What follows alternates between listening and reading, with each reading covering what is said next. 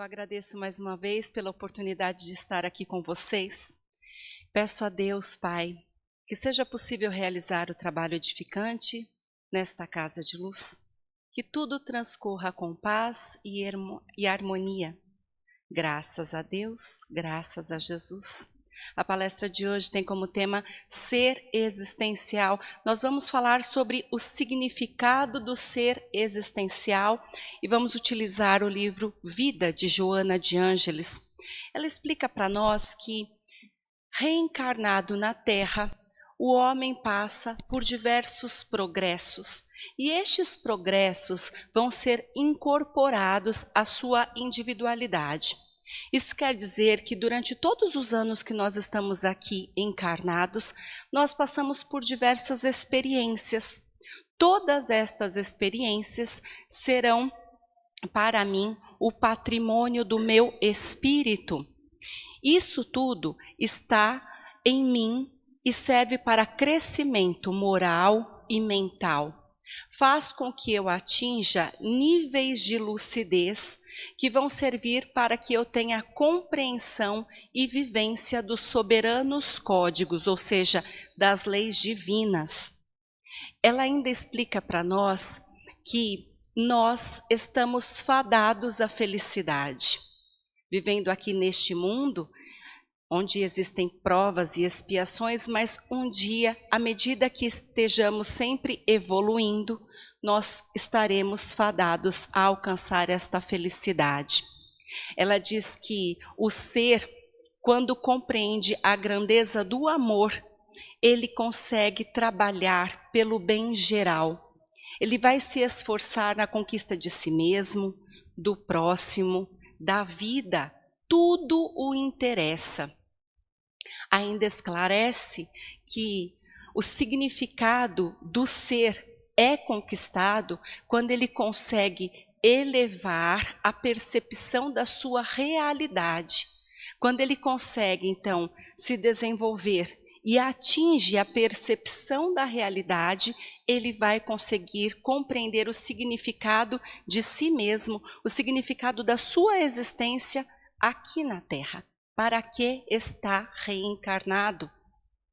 É com isso, com esta percepção da realidade, que ele também precisa ter em si realizações. São importantes para o ser realizações sociais, econômicas, culturais, artísticas e religiosas. Tudo isso está dentro de um campo de relações interpessoais.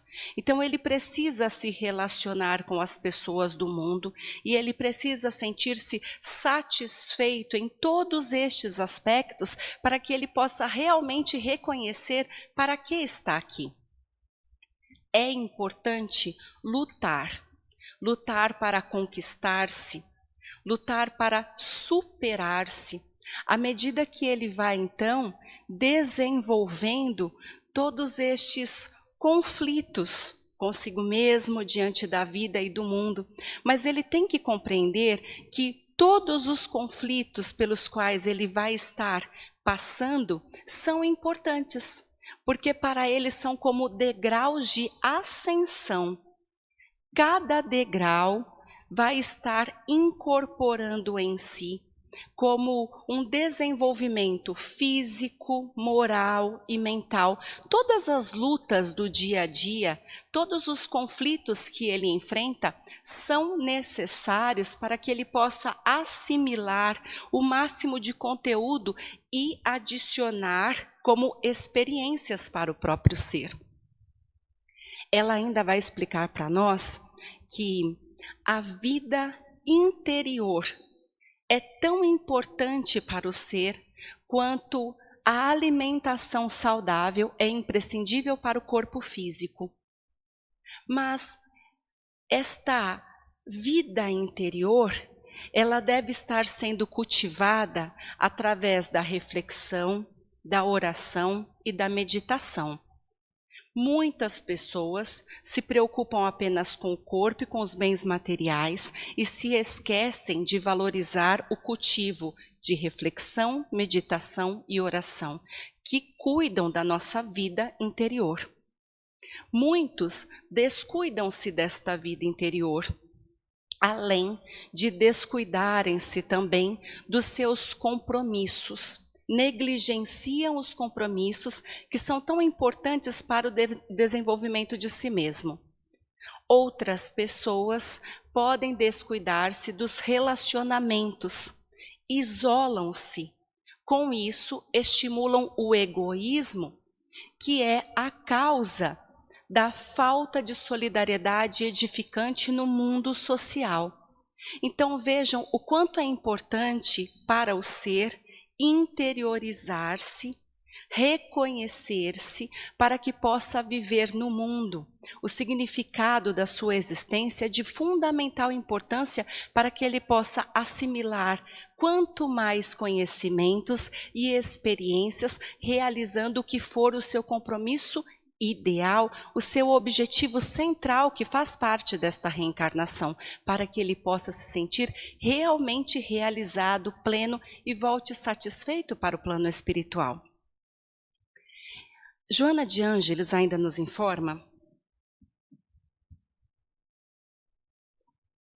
que a vida interior, bem direcionada, consegue então trazer para o ser a aceitação de si mesmo, porque ele vai observar-se como ele realmente é.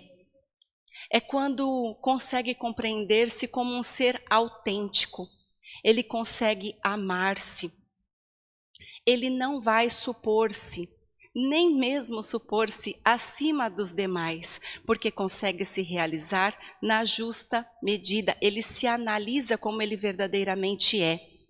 É desta maneira que ele passa, sim, por conflitos, ele passa por enfrentamento de diversas situações, mas tudo isso que ele sabe ser necessário para se superar. Desta maneira, ele compreende que, ao aceitar-se, ele precisa desenvolver recursos íntimos para crescer mais. Então ele precisa saber quem ele é verdadeiramente para saber o que está lhe faltando ao seu real desenvolvimento. Aí sim, ele disponibiliza esses recursos íntimos para crescer mais, consegue desenvolver valores morais novos. É neste momento que ele se entrega a um comportamento onde ele avalia a necessidade do amor como uma forma de entrega lúcida, porque ele sabe que o amor vai fazer agregar novas experiências para a sua evolução. Quando ele ama, ele sabe que precisa entregar-se em doação. Então, ele esquece de si mesmo para doar-se para o outro. E ele consegue enriquecer-se ao mesmo tempo que ele promove os demais. Isso tem um valor imprescindível para a autorrealização deste ser. Ele percebe que ele consegue agregar valores e ele vai glorificar-se, exaltar-se. Isso porque a vida dentro dele ganha um valor inestimável, dentro de si e ao redor de seus passos. Então contagia a todos que estão ao seu redor. Mas Joana de Ângeles diz que existem duas formas de amar, e nós precisamos estar atentos para saber qual é a forma de amor que estamos distribuindo no mundo. A primeira forma de amor é o amor permuta. É quando você dá para receber, ou antes você recebe para doar depois.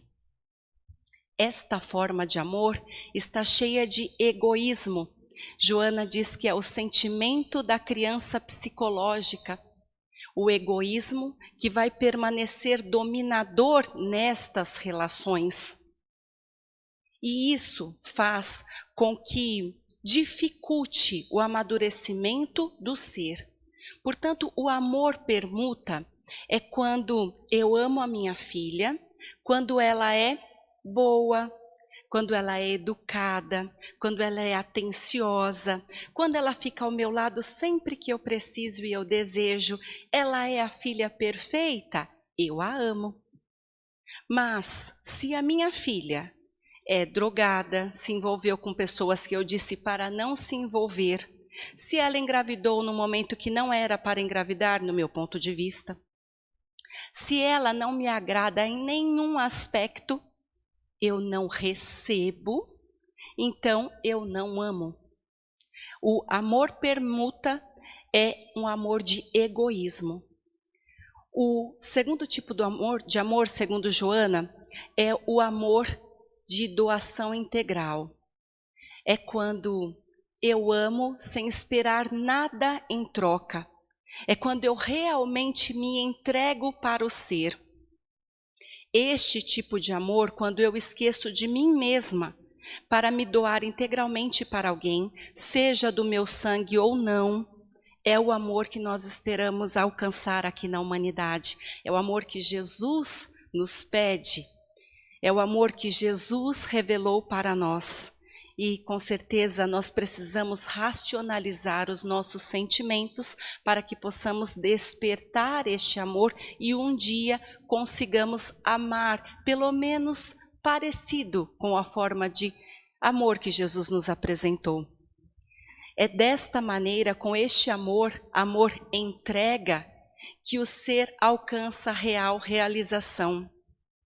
Ele compreende que ele conseguiu se doar efetivamente, ele conquista uma felicidade a partir deste amor e ele consegue seguir tranquilamente desenvolvendo-se sem preocupar-se com mais nada.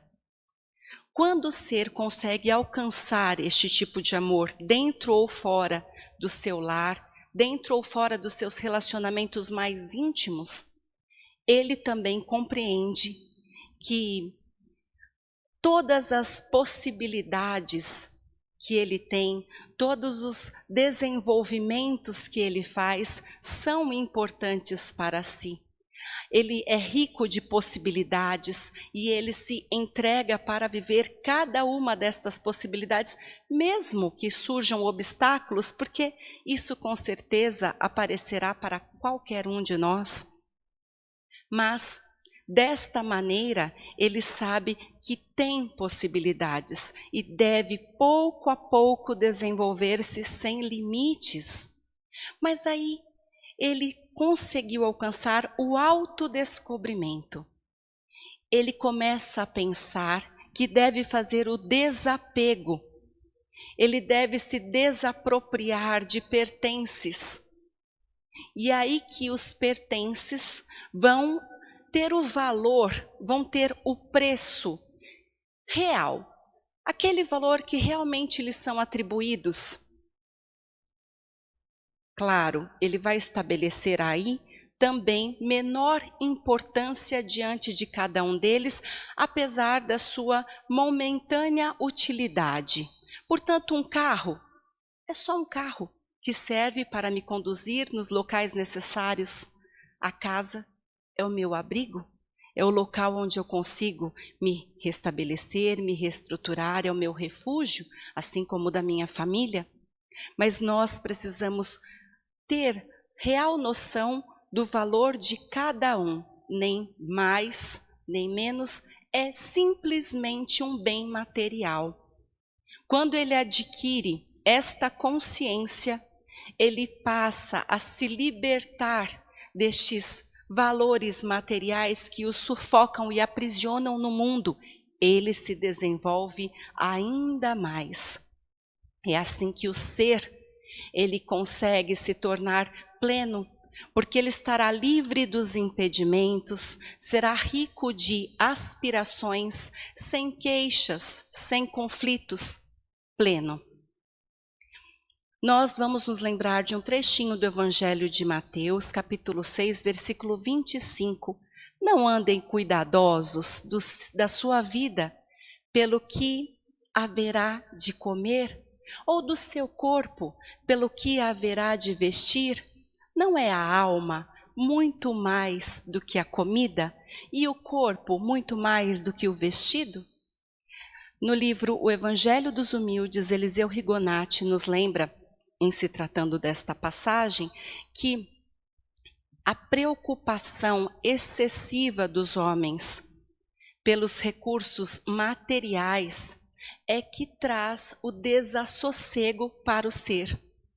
É o que vai nos tornar ansiosos, aflitos, inquietos, desesperados.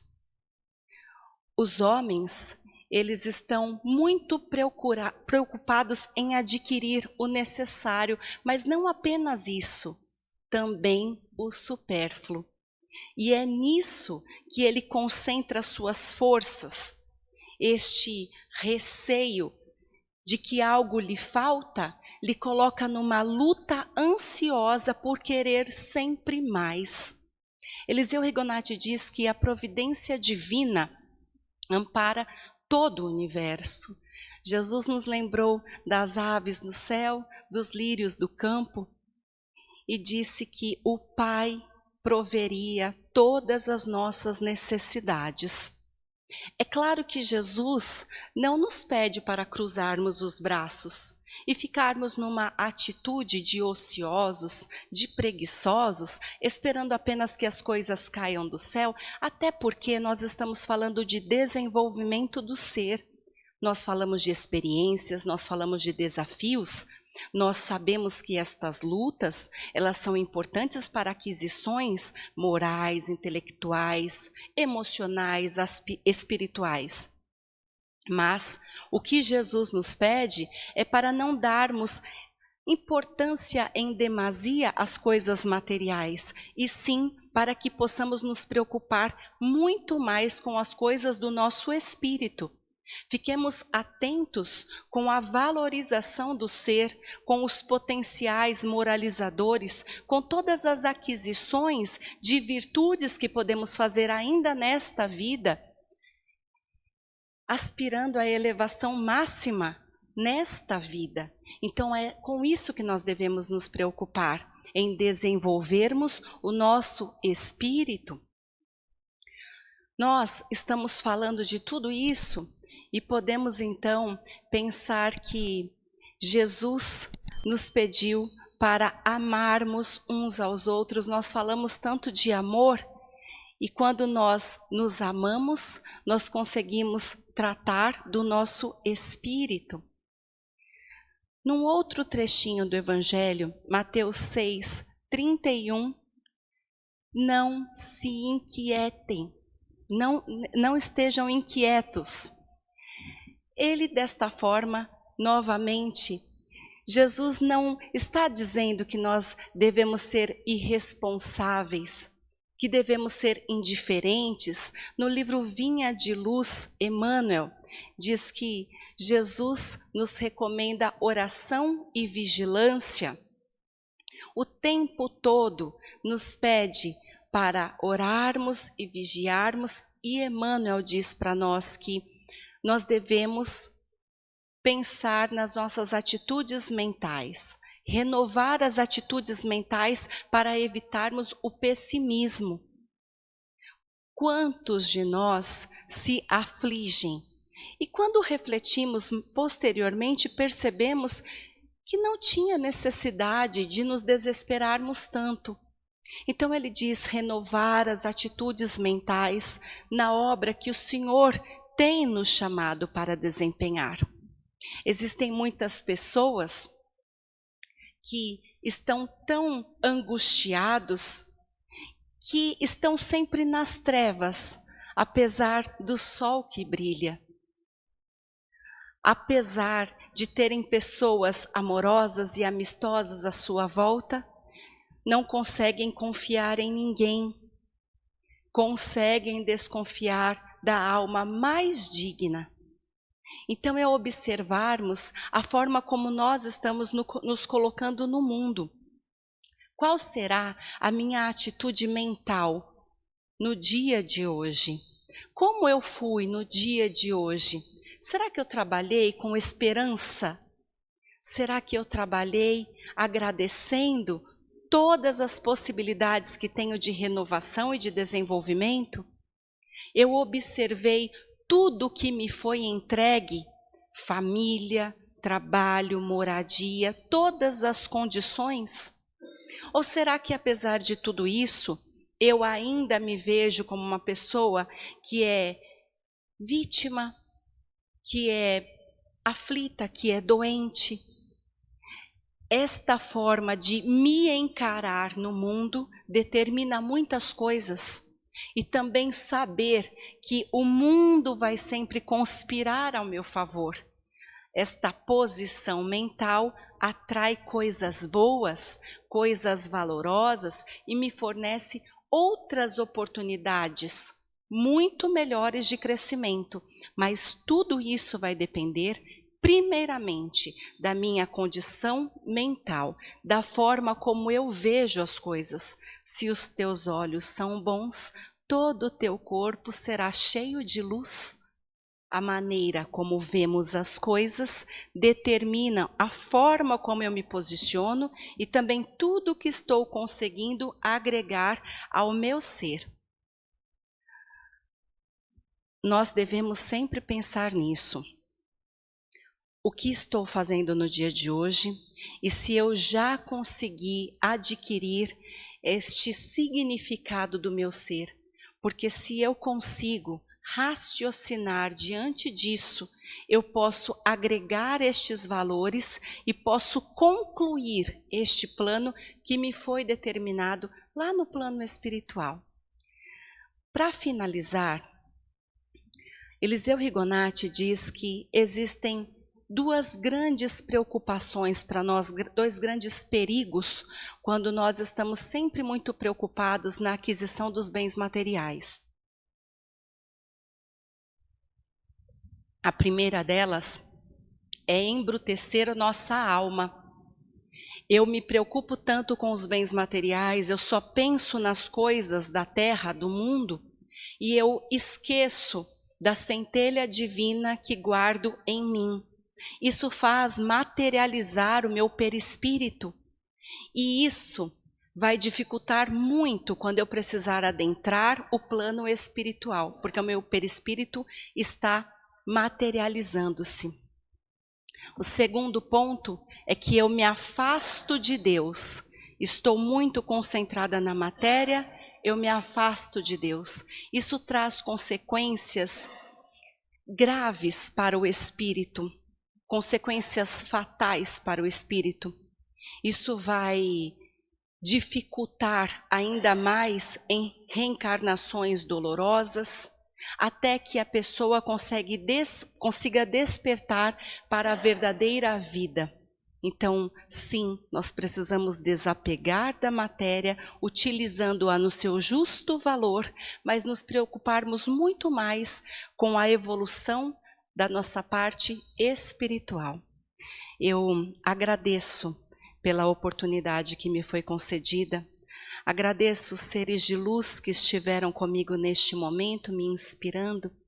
Agradeço a Deus por tudo que estamos vivenciando juntos neste momento. Graças a Deus, graças a Jesus. Obrigada a todos pela oportunidade de luz. Muito obrigada.